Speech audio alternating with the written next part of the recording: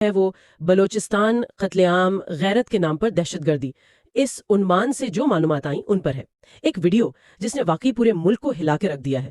تو آئیے کوشش کرتے ہیں اس واقعے کے اہم پہلوؤں کو سمجھنے کی کہ اصل میں ہوا کیا، حکومت نے کیا کیا اور عوام کا رد عمل کیا رہا۔ یہ واقعہ ہوا بلوچستان کے ضلع کیچ میں عید الاضحیٰ کے کچھ دن بعد، مگر اس کی جو وہ لرزہ خیز ویڈیو تھی وہ جولائی 2025 میں سامنے آئی، اور ویڈیو میں دکھایا گیا کہ کیسے ایک مرد اور ایک عورت کو گاڑی سے نکالا، پھر ایک ویران جگہ لے جا کر گولی مار دی، اور سب سے خوفناک بات یہ ہے کہ قاتلوں نے انہوں نے خود اس کی ویڈیو بنائی۔ جی بالکل، اور یہ ویڈیو کا سامنے آنا ہی اصل میں اسی وجہ سے یہ صرف ایک مقامی واقعہ نہیں رہا، یہ ایک قومی سطح کا مسئلہ بن گیا۔ شاید ویڈیو بنانے کا مقصد خوف پھیلانا تھا، یا اپنے صبر کو کسی طرح کتنا جائز دکھانا، جو خود میں بہت پریشان کن بات ہے۔ تو اسے شروع میں کہا جا رہا تھا کہ یہ غیرت کے نام پر قتل ہے، کیا یہ واقعی مطلب اتنا سیدھا معاملہ ہے؟ لیکن اصطلاح تو یہی استعمال ہو رہی ہے، غیرت کے نام پر قتل، یعنی خاندان کی نام نہاد عزت بچانے کے لیے جان لینا۔ لیکن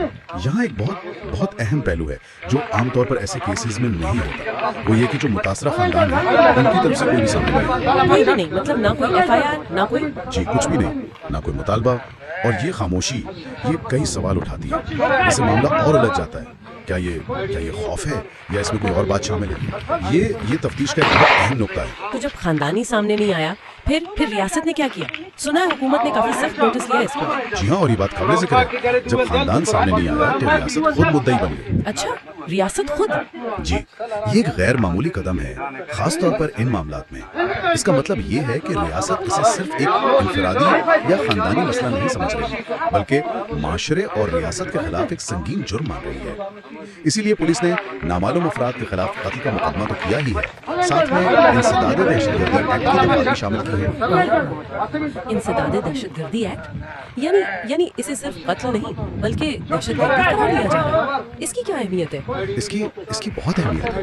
دہشت گردی کی دفعات لگانے کا مطلب ہے کہ ریاست اس جرم کی سنگینی کو اور معاشرے پر اس کے جو اثرات ہیں ان کو تسلیم کر رہی ہے، اور تو اور وزیر اعلیٰ بلوچستان میں سرفراز بھٹی نے اسے باقاعدہ ٹیسٹ کیس کہا ہے۔ Test case? جی، جس سے ظاہر ہوتا ہے کہ حکومت کم از کم بظاہر اس معاملے کو کسی منطقی انجام تک پہنچانے میں سنجیدہ ہے۔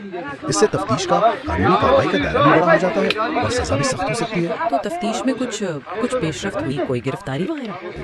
ایک مرکزی ملزم کی گرفتاری کی خبریں ہیں۔ اچھا، کہا جا رہا ہے کہ نادرہ کا جو ریکارڈ ہے اس سے شناخت میں مدد ملی، باقی ملزمان کی تلاش بھی وہ جاری ہے۔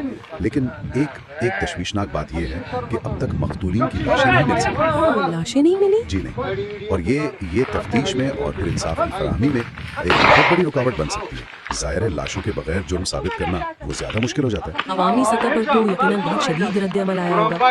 سوشل میڈیا پر کیا رہا؟ بہت شدید، سوشل میڈیا پر، خاص طور پر ٹویٹر پر وہ بلوچستان قتل کیس جیسے ہیش ٹیگ ٹاپ ٹرینڈ بنے رہے۔ لوگوں نے بہت غم و غصے کا اظہار کیا اور انصاف کا مطالبہ کیا زور شور سے۔ یہ جو عوامی دباؤ ہوتا ہے یہ یقینی طور پر حکام کو بھی متحرک رکھتا ہے۔ اور سیاسی مذہبی رہنمان، ان کا کیا موقف رہا؟ کیا اس پر کوئی تقسیم نظر آئی؟ نہیں، اس معاملے پر یہ اچھی بات رہی کہ تقریباً تمام ہی حلقوں نے متفقہ طور پر مذمت کی۔ بلاول بھٹو زرداری جیسے جو بڑے سیاسی رہنما ہیں انہوں نے بھی کھل کر کہا کہ یہ وحشی پن ہے، دہشت گردی ہے، غیرت نہیں۔ اسی طرح پاکستان علماء کونسل اور دوسری مذہبی تنظیمیں ہیں، انہوں نے بھی واضح کیا کہ بھائی اسلام میں ایسے وحشیانہ قتل کی کوئی گنجائش نہیں ہے، یہ غیر اسلامی ہے، غیر انسانی ہے۔ تو یہ جو یکجہتی ہے یہ اہم ہے کہ ایسے جرائم کو کسی بھی قسم کی سماجی یا مذہبی کیا کہتے ہیں قبولیت نہ ملے۔ تو ایک طرف تو قانونی کارروائی چل رہی ہے، ریاست بھی متحرک ہے، عوام، رہنما سب مذمت کر رہے ہیں، کیا یہ کافی ہوگا؟ دیکھیں، قانونی کارروائی اور مجرموں کو سزا دلوانا یہ تو پہلا اور لازمی قدم ہے، اس کے بغیر تو بات آگے نہیں بڑھ سکتی۔ اور ریاست کا دہشت گردی کی دفعات لگانا، وزیر اعلیٰ کو اس کو ٹیسٹ کیس کرنا، یہ سب مثبت اشارات ہیں۔ لیکن جیسا ہم نے شروع میں بھی بات کی، یہ مسئلہ صرف قانون کا نہیں ہے، اس کی جڑیں وہ معاشرے میں بہت گہری ہیں۔ تو آپ کے خیال میں آگے کا راستہ کیا ہے؟ کیا صرف سزا دینے سے یہ سوچ بدل جائے گی؟ شفاف ٹرائل کو یقینی بنانا یہ سب ضروری ہے، لیکن اس کے ساتھ ساتھ ہمیں معاشرتی سطح پر کام کرنا ہے۔ ہمیں سمجھنا ہوگا کہ وہ کیا وجوہات، کیا سوچ ہے جو غیرت کے نام پر ایسے تشدد کو جنم دیتی ہے، اور پھر اسے ختم کرنا ہوگا۔ تعلیم، آگاہی اور یہ جو پرانی فرسودہ روایتیں ہیں ان کے خلاف ایک مضبوط بیانیہ بنانا ہوگا۔ اصل سوچنے کی بات یہی ہے کہ جب تک معاشرے کی ذہنیت نہیں بدلتی کیا صرف قانون کا ڈر مستقبل میں ایسے واقعات کو پوری طرح روک سکے گا؟ یہ ایک بڑا سوال ہے۔